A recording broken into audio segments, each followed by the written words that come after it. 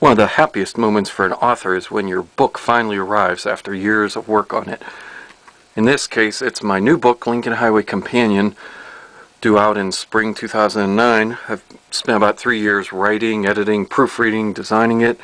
Probably 3 years before that on the road research, and so here we are now with the finished product. I thought I'd give you a quick look inside and see what we find. Right up front there's a map to start things off, and that's to show us that the Lincoln Highway across the country from the Pacific to the Atlantic. Here we have California in the west, New York City to the east, and that's how the book is laid out. So we start with California. You can see there's an overall state map, 1 inch equaling 50 miles. And then as we get into the book, there are these strip maps that are scaled a little differently. They're 1 inch equals 7 miles. And so we have maps like this one in Nevada that have that. And then there are these detailed maps too. There's Reno, Nevada, 1 inch equals 1 mile. So there's really great detail there if you're trying to get through a city.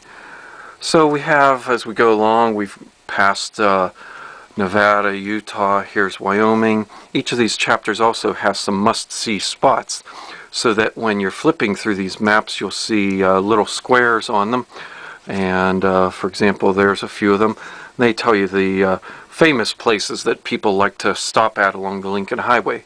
The rest of the book is filled with the stories of different places to eat, restaurants, motels, places like that. And the two special chapters here, let's go back here. We have Colorado. There's a picture of the station that Jack Kerouac wrote about in On the Road, and Viking Penguin was nice enough to let me use a quote from his book.